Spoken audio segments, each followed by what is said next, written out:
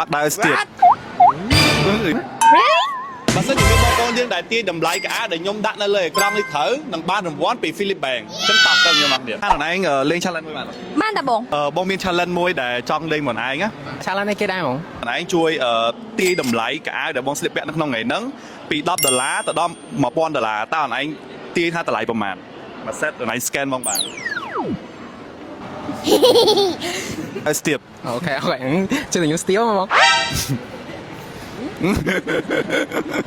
អឺអី225អត់Yeah 225បកាទាញណា Really បកាណា ខុសហើយ ខុសហើយ sorry អរគុណច្រើនអូនអរគុណ370ហង7 3ហង7ចាបើអូនខុសហើយ180 180ហងនិយាយលេងឯងច្បាស់អត់ច្បាស់100%បាទអត់ទៅអរគុណច្រើនអូ$60 $60 200 Yes អត់ចិត្តត្រូវសាក់ទៀងនោះទេមើលលេងម៉ា250ច្បាស់អត់ច្បាស់មែនយេទីពលផុតរង្វាន់អ្នកទាញទៅហើយត្រូវគឺតម្លៃ outfit របស់ខ្ញុំមកទុកខ្លួនហ្នឹងគឺតម្លៃ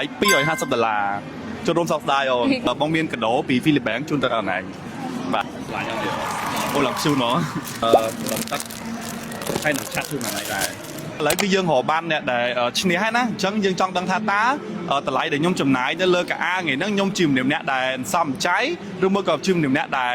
ខ្ជះខ្ជាយយើងទៅតេស្តជាមួយនឹង Future Telling Machine ពីខាង Philip Bank អស់គ្នា Let's go ហើយ boot នេះបងប្អូនគឺគេធ្វើជារៀងរាល់សប្តាហ៍គឺគេដូរទីតាំងរហូតហើយ boot សម្រាប់សប្តាហ៍នេះគឺគេនឹងធ្វើនៅឲ្យមានជ័យសិនគេនឹងលយណាបងប្អូននិយាយទៅគេឲ្យយើងឆ្លើយសំណួរតាមគេតែ7សំណួរហើយលឿនមែនតើហើយពេលហ្នឹងម៉ាស៊ីនហ្នឹងនឹងប្រាប់ឲ្យថាយើងជាមនុស្សបែបម៉េចជាមនុស្សអ្នកដែលសំចៃឬមកក៏ជាមនុស្សអ្នកដែលបកកែចាយលុយចាយអីចឹងណាហើយខ្ញុំឆ្លើយសំណួរអស់ចឹងហើយនិយាយគេលោតកាតហ្នឹងមកកាតហ្នឹងបានន័យថាខ្ញុំជាមនុស្សអ្នកដែលចាយច្រើនជាងសំពេលខ្លះខ្ញុំដឹងដៃមែនណាប៉ុន្តែដឹងច្បាស់ហើយណាបងប្អូនតតមកតេស្តជាមួយនឹងម៉ាស៊ីនហ្នឹងកាន់តែយើងដឹងពីខ្លួនឯងច្បាស់ធ្វើតែដឹងថាយើងជាមនុស្សបែបណាហើយបងប្អូននេះគេមានកាតឲ្យយើងមួយចឹងណាកាតហ្នឹងគឺយើងអាចថត post Facebook hashtag ជាមួយនឹង Philip Bank Cambodia ទៅដើម្បីទទួលបានវត្ថុអនុស្សាវរីយ៍ក៏ដូចជារង្វាន់ជាច្រើនទៀត Complete មកធ្វើ test Future Telling Machine នៅ booth Philip Bank បងប្អូនដែលធ្វើឲ្យយើងដឹងថាចំណូលចំណាយរបស់យើងនៅកម្រិតណា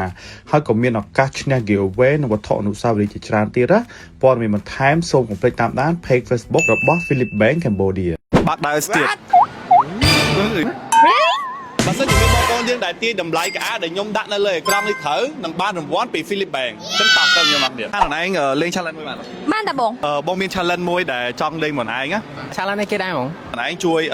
ទាញតម្លៃកាដែលបងស្លៀកពាក់នៅក្នុងថ្ងៃហ្នឹងពី$10ទៅដល់$1000តើខ្លួនឯង